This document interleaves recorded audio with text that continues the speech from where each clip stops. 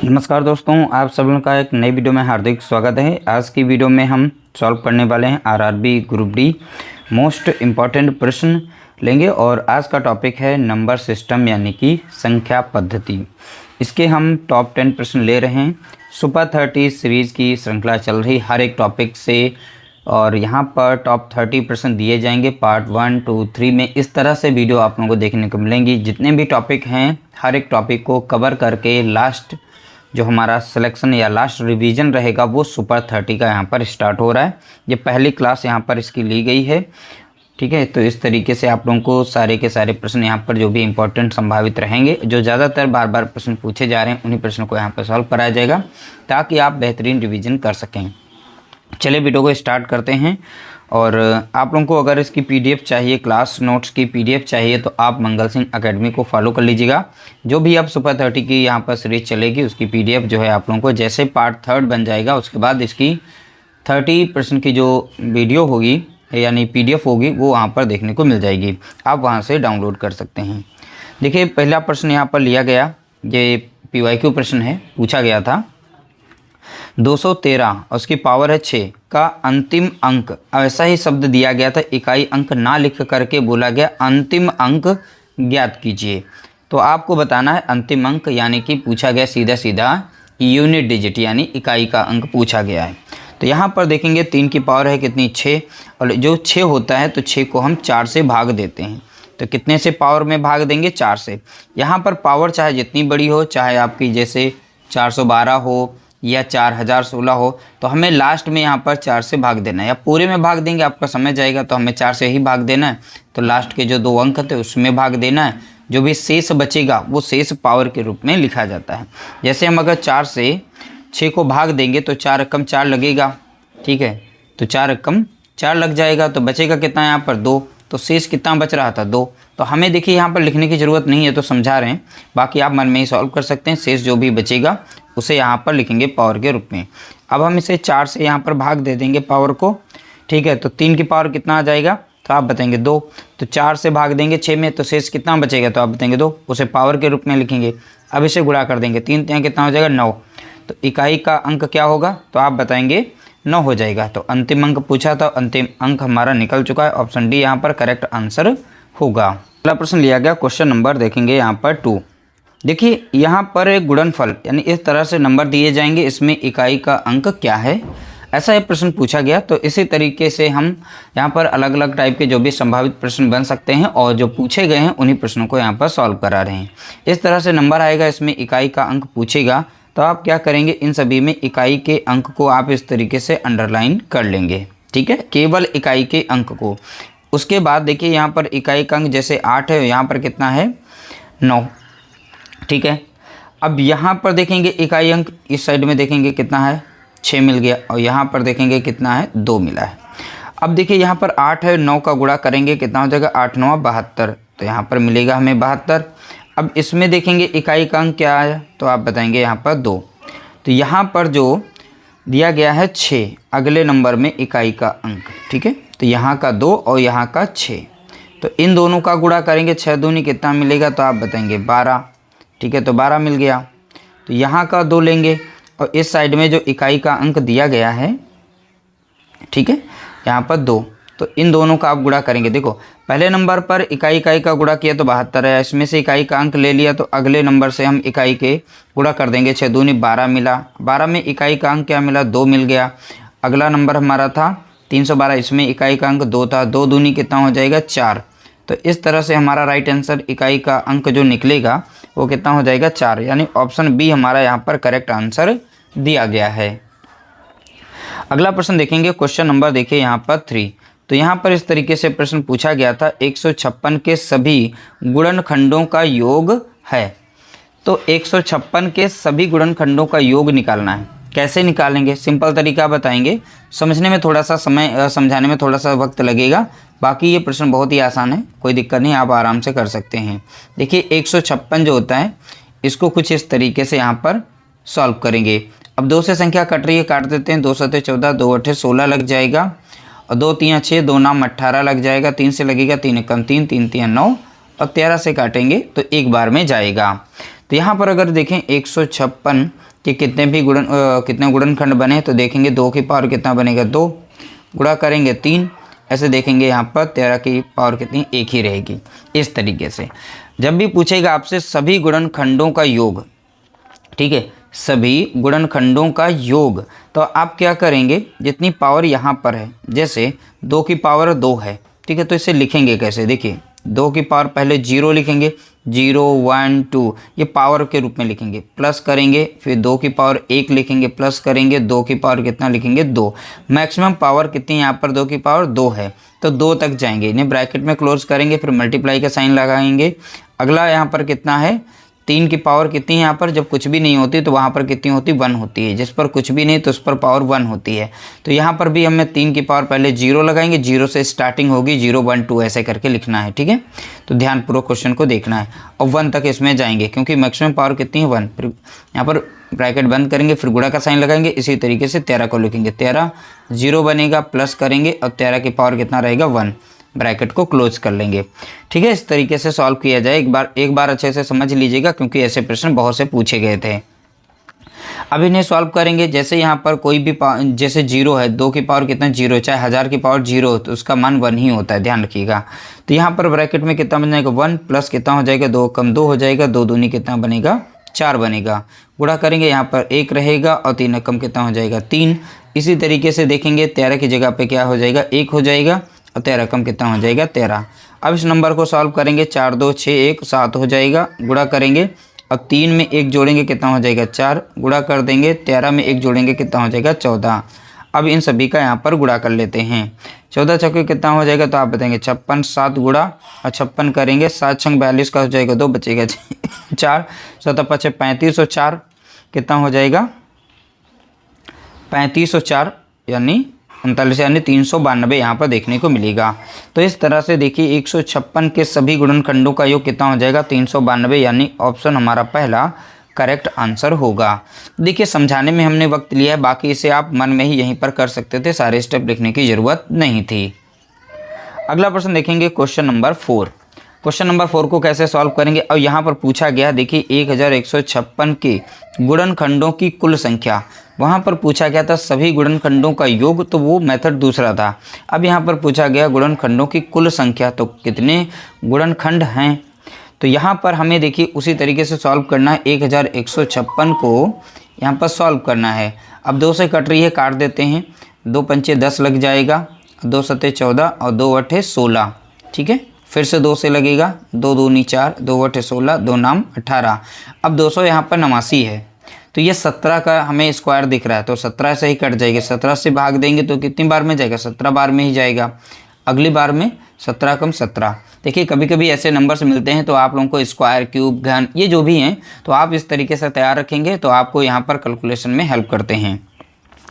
तो हम यहाँ पर लिख सकते हैं 1156 बराबर में कैसे लिखेंगे, 2 की पावर कितना लिखेंगे 2, क्योंकि 2 कितनी बार है 2 बार, 17 कितनी बार है 2 बार है, तो इसी तरीके से लिखेंगे 17 की पावर कितना 2 लिखेंगे। जब भी गुणनखंडों की कुल संख्या पूछेगा तो इनकी पावर में, तो ध्यान रखिएगा इनकी पावर जैसे मैक्सिमम 2 है तो इसमें 1 जोड़ेंगे और गुणे में लिख देंगे। जैसे 2 में 1 जोड़ कर इसे +1 करेंगे, ब्रैकेट में लिखेंगे, गुणा करेंगे। अगली पावर कितनी यहाँ पर जो भी है पावर 2 में 1 जोड़ेंगे, ठीक है, ब्रैकेट बंद कर देंगे। 2 कितना हो गया 3 बताएंगे, गुणा 2 कितना हो गया 3, तो 3 3 कितना हो जाएगा 9। तो देखिए पावर जब भी यहाँ कुल संख्या पूछेगा जो भी पावर आएंगी पावर में 1 1 जोड़ करके बाकी पावर को सबको गुणा कर देना है, आपका आंसर जो है निकल आएगा। तो गुणनखंडों की कुल संख्या इस तरीके से निकाली जाती है। यहाँ पर इसका राइट आंसर हो जाएगा ऑप्शन ए, करेक्ट आंसर दिया गया है। अगला प्रश्न देखेंगे क्वेश्चन नंबर 5। 729 के कितने गुणनखंड पूर्ण वर्ग हैं। अब देखिए 729 के हमें कितने गुणनखंड बनेंगे जो पूर्ण वर्ग होंगे, तो ये हमें बताना होगा। अब 729 को उसी तरीके से हम यहाँ पर लिख लेते हैं, सभी गुणनखंड इनके जो भी बने वो हम पहले नंबर पर लिखते हैं। 729 जो है पहले नंबर 3 से कट जाएगी, तो कितना लगेगा 3 दूना 6 और 3 चौके 12 और 3 तिया 9 लग जाएगा। 3 से काटेंगे 3 8 24, 3 कम 3 लग जाएगा, 3 दूना 6 लगेगा, 3 7 21 लग जाएगा। 3 से फिर से देखेंगे 3 9 27 लग जाएगा और 3 से काटेंगे 3 तिया 9 और लास्ट में काटेंगे 3 कम 3। तो यहाँ पर देखेंगे 3 का एक पेयर बनेगा, 3 का स्क्वायर हो जाएगा, 3 का स्क्वायर बनेगा, 3 का स्क्वायर बनेगा। अगर सीधा सीधा हम आंसर ही अपना लाना चाहते हैं तो यहाँ पर बनेगा 3 की पावर 2 गुणा 3 की पावर 2 गुणा 3 की पावर 2। तो कुल मिलाकर अगर हम देखें तो कितने पूर्ण वर्ग बन रहे हैं, तो पूर्ण वर्ग हमारे यहाँ पर 1 2 3 ही तो बन रहे हैं। तो हम इस तरीके से बना सकते हैं, यानी कि हमें आंसर तो मिल गया है यहीं पर। तो टोटल इसमें पूर्ण वर्ग कितने बन रहे हैं, तो 3 3 के देखेंगे तो कितने बन जाएंगे, तो आप बताएंगे यहाँ पर 3 बनेंगे। तो सीधा सीधा हम अपना राइट आंसर ही ले लेते हैं, इसके आगे जो भी मेथड अगला पड़ेगा तो उसमें हम बताएंगे। अगला प्रश्न देखेंगे, क्वेश्चन नंबर कुछ इस तरीके से पूछा गया। क्वेश्चन नंबर 6 को 8 की पावर 10 है, इंटू 9 की पावर 7 है, इंटू 7 की पावर 8 गुणनफल में कुल अभाज्य गुणनखंड ज्ञात कीजिए। तो इसमें पूछा गया कैसे, अभाज्य गुणनखंड बताना है। ठीक है, तो अभाज्य गुणनखंड हैं कितने, अब बताएंगे कैसे। तो इसके लिए जो भी यहाँ पर पावर दी गई है, कितनी पावर है यहाँ पर 10, और यहाँ पर देखिए ये भी तो नीचे की ये परफेक्ट स्क्वायर बन रहे, जैसे 8 है तो 8 को लिख सकते हैं, 2 की पावर कितना 3 लिख सकते हैं, और उसकी सब पावर ऊपर लगी हुई है कितनी 10। अब 2 देखिए इसका बेस बना लेंगे, 10 दिए कितना हो जाएगा, तो आप बताएंगे 30। तो इसे पुनः लिख सकते हैं 2 की पावर कितना 30, गुणा कर देंगे। अब देखिए 9 तो हमारी परफेक्ट स्क्वायर नंबर है, 3 3 9, तो 3 की पावर 2 में लिखेंगे, उसकी सब पावर यहाँ पे 7 दी गई, 7 दूनी कितना बनेगा 14। तो यहाँ पर 3 की पावर कितना बन जाएगा 14 बन जाएगा, इंटू 7 की पावर कितना रहेगा 8 ही रहेगा। ठीक है, तो यहाँ अभाज्य जब भी कहेगा आपसे अभाज्य गुणनखंड, तो इसमें एक कुछ भी नहीं बढ़ाना है, सीधा सीधा इनकी जितनी भी पावर हो उनको जोड़ लीजिएगा बस। तो ये टर्म जो यहाँ पर आते हैं इनको बस ध्यान रखना है आपको। ठीक है, तो यहाँ पर पावर कितनी है, तो 30 है, तो यहाँ पर देखेंगे 14 पावर दी गई, यहाँ पर देखेंगे तो 8 पावर दी गई है। इन सभी को जब जोड़ेंगे तो 8 4 कितना मिल जाएगा 12, 12 कितना 2 बचेगा 1, और 3 2 कितना हो जाएगा 5, तो यानी 52 यहाँ पर मिलेगा। तो यहाँ पर कुल अभाज्य गुणनखंड कितने हैं, तो आप बताएंगे 52 हैं, कितने 52। तो ऑप्शन सी हमारा यहाँ पर राइट आंसर हो जाएगा। अगला प्रश्न देखेंगे, क्वेश्चन नंबर 7। देखिए 2 की पावर 9 है, गुणा 3 की पावर 5 गुणा 5 की पावर 4 गुणा 7 की पावर 6 में कितने गुणज विषम संख्याएं हैं। तो कितने गुणज विषम संख्याएं हैं, तो विषम संख्याएं पर आधारित यह प्रश्न पूछा गया। तो कैसे आप पता करेंगे, देखिए तो यहाँ पर इस संख्या को देखेंगे विषम पर। अब जब भी बात करेगा विषम संख्या है तो पावर जितनी भी दी गई है, जैसे यहाँ पर 9 पावर है, यहाँ पर 5 है, यहाँ पर 4 है, यहाँ पर 6 है, हर एक पावर में आपको एक जोड़ना है। ठीक है, वो भी विषम वाले में, सम में नहीं। तो यहाँ पर सम क्या है, तो आप बताएंगे 2 जो है एक सम संख्या है, तो ये सम संख्या है, सम क्या है 2। अब विषम की बात की है तो विषम वाले क्या हमें बताना है, विषम संख्याएं, तो विषम वाले को सिलेक्ट करना है, तो हमें इसको सिलेक्ट नहीं करना है। तो यहाँ पर जो भी विषम की संख्या है इनकी पावर जो भी पावर में एक एक जोड़ेंगे, तो 5 में 1 जोड़ेंगे कितना हो जाएगा 6, प्लस करेंगे। ठीक है, सॉरी ये जो प्लस करना था प्लस मैंने पहले कर लिया, यहाँ पर कोई दिक्कत नहीं है। तो 5 में 1 जोड़ेंगे, यहाँ पर हो जाएगा, अब इनको ब्रैकेट में कर लीजिए, गुणा करिए। इसी तरीके से यहाँ पर 4 में 1 जोड़ देंगे, इनकी पावर में गुणा कर देंगे, और 6 में 1 जोड़ देंगे। अब यहाँ पर देखेंगे 6 बन जाएगा, यहाँ पर देखेंगे 5 बनेगा, यहाँ पर देखेंगे 7 बनेगा, यहाँ हो जाएगा 6 पंचे 30, और 30 सत्ते कितना होता है, तो आप बताएंगे 210 हो जाता है। तो विषम संख्याएं कितनी है, तो आप बताएंगे 210। ठीक है, कितनी है 210, यानी ऑप्शन सी हमारा यहाँ पर राइट आंसर दिया गया है। अगला प्रश्न देखेंगे, क्वेश्चन नंबर 8। वह छोटी से छोटी संख्या ज्ञात कीजिए जो एक पूर्ण वर्ग है और जिसके गुणनखंड में 3675 है। तो देखिए अब यानी कि ये एक प्रकार का एक गुणनखंड है। ठीक है, फैक्टर है, इसमें से किसका फैक्टर है वो बताना है। तो फैक्टर के लिए आप ऑप्शन से ही से चेक करेंगे, तब जाके आपका आंसर निकलेगा। अब ध्यान से समझेंगे कैसे। फैक्टर में देखेंगे लगभग में, यहाँ पर देखिए जो भी इसका ये 3 गुना सभी के सभी दिखाई पड़ रहे हैं। ठीक है, 3 गुना दिखाई पड़ रहे हैं, अगर इसमें हम 3 से गुणा कर दें तो कोई ना कोई एक संख्या इसमें से मैच कर जाएगी। तो यहाँ पर 3675 को अगर हम 3 से गुणा करके देखते हैं कौन सी संख्या बन रही यहाँ पर है। 3 पचे 15 बनेगा, 1 आएगा, 3 सत्ते 21, 1 कितना हो गया 22 हो जाएगा, 2 बचेगा यहाँ पर, और 3 छक 18, 2 कितना हो गया 20 हो गया, बचेगा कितना 2, और 3 3 9, 2 कितना हो गया 11। तो 11,000 कितना आएगा, 25 आ जाएगा। तो 11,025 ही हमारा यहाँ पर करेक्ट आंसर होगा। तो सीधा सीधा पूछा गया था 11,025, इसके दो ही फैक्टर बने, इसमें फैक्टर बनेंगे, 3 गुणा कितना बन जाएगा, तो आप बताएंगे 3,675। देखिए इन दोनों का गुणा करने पर इस तरीके से बन गया। यही यहाँ पर पूछा गया जिसके गुणनखंड में यानी 11,025 के गुणनखंड में 3,675 देखने को मिला है। तो हमने देखिए बाई ऑप्शन से ही देख लिया, लगभग में जो भी दिखेगा उसके गुना हमने बना दिया। इस तरीके से हमारी एक संख्या बन गई। और जो एक पूर्ण वर्ग है, अब ये पूर्ण वर्ग भी एक संख्या है हमारी, ठीक है, तो ये एक पूर्ण वर्ग संख्या है। अब ये पूर्ण वर्ग संख्या निकालते कैसे हैं, अब ये तो आप लोगों को पता होना चाहिए। अब कैसे पता करेंगे, ठीक है, देखिए ये 105 की लगभग आ रही है। अब देखिए 105 का हमारा जो शॉर्ट ट्रिक का मेथड है उस मेथड से बताते हैं। 100 से जितना ज़्यादा है उसका स्क्वायर करिए। 100 से कितना ज़्यादा है, यहाँ पर देख रहे हैं 5, तो कितना हो जाएगा, 5 25 हो जाता है। तो जितना ज़्यादा था उतना ही इसमें ऐड कर देंगे। तो यहाँ 105 पहले से था, इसमें और 5 ऐड करेंगे तो कितना हो जाएगा, 110 हो जाएगा। तो ये पूर्ण वर्ग संख्या किसका है, तो आप बताएंगे 105 का। तो 105 एक वर्गमूल यहाँ पर इसका होगा। लेकिन यहाँ पर वर्गमूल नहीं पूछा था तो हमने यहाँ पर चेक भी कर लिया, ये परफेक्ट स्क्वायर नंबर भी है और इस तरीके से गुणनखंड भी इसका 3,675 दिया गया है। तो लगभग में 3 गुना था, हमने गेस करके ही इसका आंसर निकाल लिया। आपको भी इसी तरीके से सॉल्व करना होगा। अगला प्रश्न देखेंगे, क्वेश्चन नंबर 9 में पूछा गया, इतनी बड़ी एक संख्या दी गई, इसमें पूछा गया 5 का स्थानीय मान है और 5 का स्थानीय मान जो है पावर के रूप में दे दिया गया। तो आपको यहाँ पर राइट आंसर इसका बताना है। आप कैसे बताएंगे, अब देखिए यहाँ पर 5 जो है दिया गया है स्टार्टिंग में, तो आप 5 को लिख देंगे। बाकी आप चाहें तो सीधा सीधा इनको गुणा कर लीजिए। 5 के स्थान पर 1 लिख करके इसके स्थान पर जितने अंक 5 के इस साइड में उतना 0 इसमें लगा दीजिए। कितना है, 1 2 3 4 5 6 7, तो इसमें 7 0 आप लगा देंगे कुछ इस तरीके से, ठीक है। 1 2 3 4 5 6 7 हो गए। अब इसे लिख सकते हैं 5 गुणा 10 की पावर कितना, 7।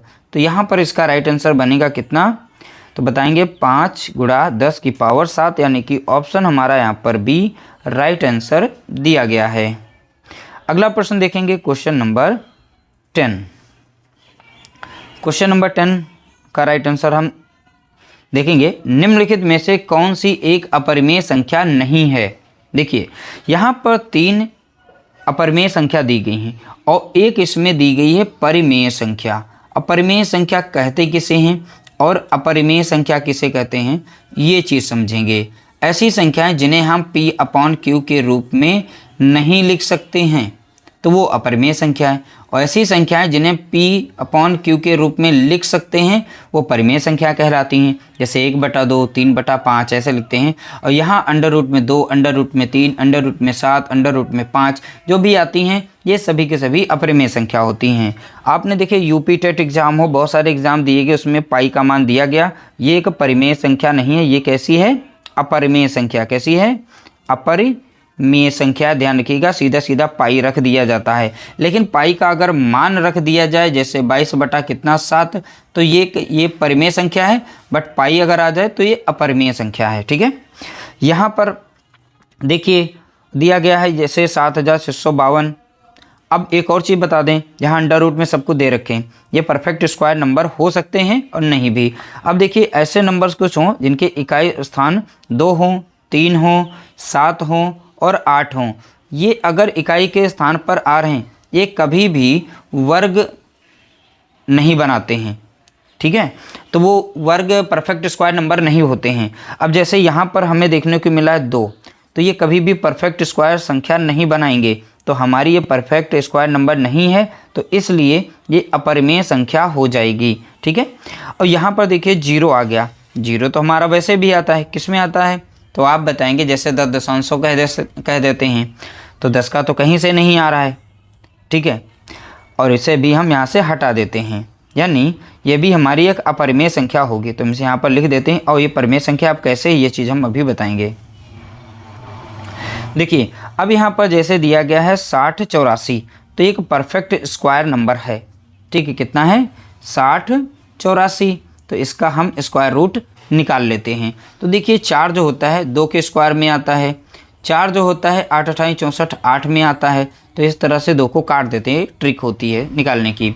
अब जो 60 बचा है, 60 के नीचे हमें देखना परफेक्ट स्क्वायर नंबर कौन सी बन रही है, तो देखेंगे 7 सती 49 बन रही है। तो 7 आ रही, अगर 8 लेते हैं 8 अठाई 64 तो यहाँ पर देखिए ज़्यादा हो रहा है इससे, तो इससे नीचे लेना है, तो 7 सती 49 हो जाता है। 7 से अगली बड़ी संख्या क्या होती 8, तो 57 कितना हो जाएगा, तो आप बताएंगे 56।